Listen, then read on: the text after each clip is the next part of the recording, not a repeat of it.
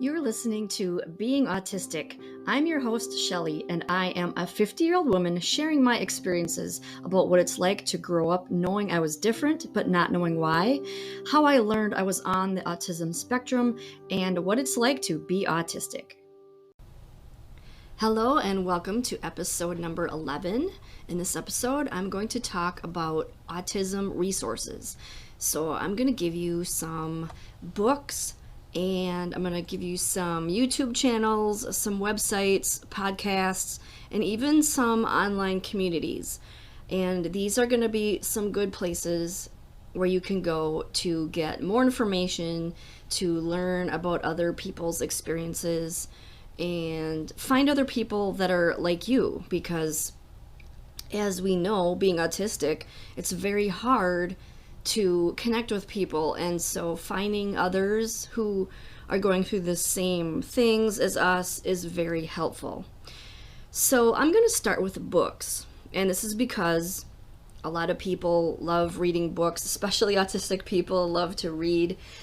And I have 4 books to share with you, and I'll admit that these are the only books that I've read on autism, but I did my research, and I really love researching, and I love to get down to the pros and cons of everything, and I weigh the pros and cons, and I'm like, okay, which one seems like the best one? And I really dive in deep with that. So these are the 4 books that I believe are the best ones on autism, based on just how much I researched all of the books out there, and I'm really happy with the ones that I read. And these are pretty commonly recommended books.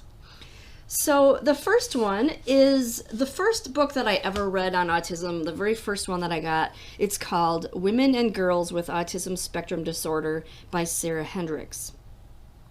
This book was a good one because it talked about, this is specifically for women and girls, of course, but it's really good for documenting the different parts of a woman's life, starting from, when she was a young girl, all the way up to, being older. And I love this book because it has real people's opinions and words, and how they feel and how their experience. And so that's what this book is good for. If you're looking for a book that talks a lot about a lot of people's varied experiences, and especially if you're women. I mean, I guess only if you're women, because this book is based on women and females. So that's a really good book. I would highly recommend that if you are a female. The next book that I got is Unmasking Autism by Devin Price. This one is recommended a lot, and it's definitely deserving of that, because it was probably, I'm going to say this was my second favorite book on autism. So the reason why this one is good is because it gives a first-hand account of what it was like to be autistic and go through the process, and just everything about basically all of the same things that if you're familiar with people that have podcasts like this one, or YouTube channels, people giving their own account. And this was just a really well-written book, and this one is recommended by a lot of people. There's a lot of information, there's a lot of facts in here, as well as the first-hand account. So yeah, I highly recommend that one. Now I'm going to get to my favorite one, which is called Bite-Sized Autism by Dana Waters. This is my favorite one because it's very visual. It's very simple. Each page is like a picture with like a list of information and diagrams, and it's not written in a typical book format. So it's not like paragraph after paragraph. It's really easy to read because it's like it says, it bite-sized. Each page is one specific topic, and it will give bullet points and pictures. And I don't know about you, but I love learning that way. It's so easy to read. It's so visual, and this is really good for anybody, even older people. Like I know a lot of younger people prefer pictures and bullet points and quick short information, but this is good for anybody. It's so informative. In fact, I'm going to actually make another episode of just about this book where I'm going to read from it, but it's going to be probably 50 to 100 episodes based on each one of the what the pages are about. So that's that one. And the last one I'm going to talk about is Neurotribes by Steve Silberman. And so this is my personal opinion about this book. This is probably my least favorite of the four, but that does not mean that it's not good. This book is, let me look at the pages here. It's ginormous. There's 500 pages. There's more than 500 pages. It's very thick. It's a read that's kind of, I don't want to say difficult, but it was the hardest to read of these books, but it was worth it because what this book does is it gives you a history of autism starting back in, like 100 years ago, back when there wasn't even such a thing as autism, where there were just people that were autistic, but of course they couldn't know it, but the way that their behaviors were, they would have been diagnosed as autistic. And it also talks about the future of neurodiversity. So yeah, this is a really good book for if you're curious about how autism came to be as far as a diagnostic result. Like this is where that came from, how it evolved over the years. And also it goes a lot into Asperger's syndrome, which is from Hans Asperger, the German guy who a lot of people say that they should not call it Asperger's anymore because he had ties to the Nazis in Germany. And this book goes really in detail with that. So if you're curious about that, or just, it's probably the book that you would want to read maybe last after you learn about autism itself, because it's very big. It's a very big book, and like I said, it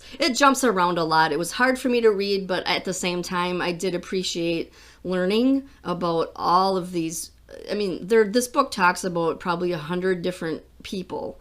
Like, there's a lot of names thrown around in this book, and there would have to be because it's talking about the entire history of how autism came to be discovered and learned about, and how the whole process happened. So that's the books. Now I'm going to move on to websites. Now I'm just going to give some quick websites here. I'm not going to talk too much about them because you'll find that every one of them has a lot of information. And so if you're into getting your information online, these are some good websites to start with. So the first one is autismsociety.org. And this one, I think, if I remember correctly, I'm looking at it right now as I'm recording this, and I thought that this one had some tests that you could take, some screening tests. And I'm trying to talk and read at the same time, and I'm just going to skip over that because you'll see. When you go to the website, there's a lot to look at. As with all of these websites, there's a lot to look at. So the next one is autism.org. And here's a tip. If a website ends with .org, it's probably got a lot of really good information on it, because that means that it's an organization and it's not just some random person that decided to put a website up. Now, here's what I will say about the .org. A lot of autistic people are against the website autismspeaks.org, and that is a .org website. However, that is an organization that focuses on trying to cure autism, and they focus on, ABA, which is applied behavior analysis therapy, and that is basically, to be blunt about it, it's trying to change the person to be normal. And that was actually created by the same guy that created therapy for gay people to try to turn them straight again. And that is why a lot of people are against Autism Speaks, because they are really big advocates of ABA. So it's a controversial subject, but Neurotribes, the book, goes into that as well, the whole thing with ABA. So another website that you can check out is called Interacting with Autism. So these 3 websites that I just gave will give you a good head start to learn a lot of cool information about autism. And if you're into YouTube channels, I am, and I love watching YouTube channels about autism because I like getting people's real experiences. You know, like, here is how I was as a child. Here's how I was growing up. Here's how I knew I was autistic. Here are the struggles that I go through. I love hearing other people's experiences. And that's partly why I started this podcast. And I actually put these podcast episodes on YouTube as well. So they're there for those people that only go on YouTube. So I have 3 to share with you that are some of my favorites. There are probably hundreds. There are so many YouTube channels about autism. And so don't judge me for just saying these 3, but I actually follow probably 20 of them. So my favorite one is Orion Kelly, That Autistic Guy. The reason why I like him is because he is funny. He incorporates humor into this. And so most of his videos recently have been shorts, which I'm not a fan of. But if you go back and watch all his older ones, he's really informative. And of course, who doesn't love to laugh when they're learning? Another good YouTube channel that I love is Autism from the Inside. And this is one that is very educational. Another one that I like is Yosamdy Sam. That is spelled Yosamdysam. And she's really good. Like I said, there are a lot of YouTube channels. I could probably name 20 more. But these are just my 3 favorites if I had to pick. And so if you are into podcasts and that's where you like to get your information, I have a couple good ones to share. Of course, my podcast is called Being Autistic, but that's basically, you know, you're here now, so you don't need to go find it. And then one of my favorite ones, the one actually that I first got into, was called Oh, That's Just My Autism. And that one I liked because I was actually really inspired by her, and that's what helped me realize that I wanted to make my own podcast, because she talks about her firsthand experience with autism, and she actually started her podcast before she found out, and so it was leading up to the diagnosis. And she's also funny without, I don't think she really tries to be funny, but she is, because she's just very blunt and honest and real. That's what I really love about her podcast, is it's so real. Like, she'll spend a whole episode like complaining about, I don't mean complaining in a bad way, but complaining in a way like, oh my God, my autism is making this so hard. Does anybody else experience this too? And then I'm like, oh my God, yes. That is how you know when, you know, you hear somebody talking, and when somebody talks about their experience, they're talking about all of their thoughts about this thing. It's not facts, it's feelings. This is how they felt going through it, and that's how you can have an easier time identifying. And so that's a really good podcast that I highly recommend. Another one that's kind of similar to that one is one of my favorites also, and that one is called Not Neurotypical. She's another one that goes into her experiences and what it feels like to be autistic. So now I'm going to move on to online communities. If online is your thing, which it probably is, because autistic people like to find their people. They don't find their people in real life, because it's just, we don't do people very well. So online communities are a great way for autistic people to find their people, because not only can you find other autistic people, but online you can also find the people that share your special interests and obsessions. And that's actually how I have always been drawn to the internet, because when I first got the internet, I was like, whoa, there's groups for people that are into this, my favorite band, and like now I don't need to try to find people in real life because it's almost impossible.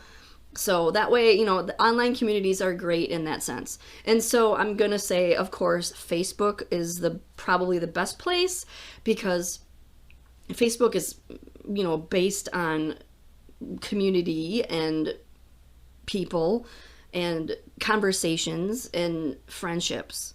So I have found many, many, many Facebook groups, and the way that I found them was I just typed in some keywords like autism or autistic or neurodivergent. Those are all some words that you can use to look for groups. And if you are a male or female, you can find groups specifically for that gender. And you can also find specific autism groups for older people. And since I'm 50, I don't really, it's not that I don't relate to young people, but because I lived it, but I want to also talk to other autistic people that are of my age group, because older females who have autism are going through perimenopause and menopause, which exacerbate the autistic traits. And so it's really helpful if you are an older female that has autism to find other older autistic females that are, struggling with the same health issues that come along with that. And so, yeah, just if you're looking for community, I have to say it has been a way better support system for me than even therapy has, because in those groups on Facebook, you are talking to real people that are going through the same thing you are, that can validate your experiences, that can talk about what's going on in their life, then you can relate to it. So if you're not diagnosed yet, I would highly recommend going on those groups, because they accept people that have just self-diagnosed themselves. They don't need to be officially diagnosed, because as we all know, we know ourselves better than anybody else. And when you know what all the traits are, and you know yourself better, and you know that you've always felt different, you can relate to all of these people, then that's really the validation and support that you need right there. And so I highly recommend checking out Facebook groups. There's also some really good autism groups on Reddit. And if you're not on Reddit, it's there's no rules. Well, there's rules in each subreddit group, but the thing with Reddit is Facebook is just very regulated, and Reddit is more free. So think of it that way. You also have more what's the word I'm trying to say? Privacy, autonomy, because you're not known by your name. You can pick a username. So if you're trying to connect with other people, but you don't want anybody to know your name, you can go on Reddit and nobody will know who you are. So check out Reddit. There are some amazing autism groups on there. And if you're old school and want to go the forum route, there is a forum that is called wrongplanet.net. So this is a little bit outdated now because most people don't really use forums anymore, but it's a very organized place. You know how forums work. They pretty much have a section for introductions. They have a section for maybe like different locations so you can find people close by. They have different sections for different topics, which is great. So if you're looking for a forum type thing, then go to wrongplanet.net. So that is it for all of the resources that I have for you. Of course, like I said, there are lots out there. There's lots of books. There's lots of podcasts, YouTube channels, groups online. So just start with these or just search for your own and see what you come up with. But the whole entire point here is there is no shortage of information. You can find information on autism so easily. And you can find other people, other autistic people, so easily. So I really hope that this episode was helpful for you to get started in finding information and other people to connect to. So thank you so much for listening, and I will see you next week.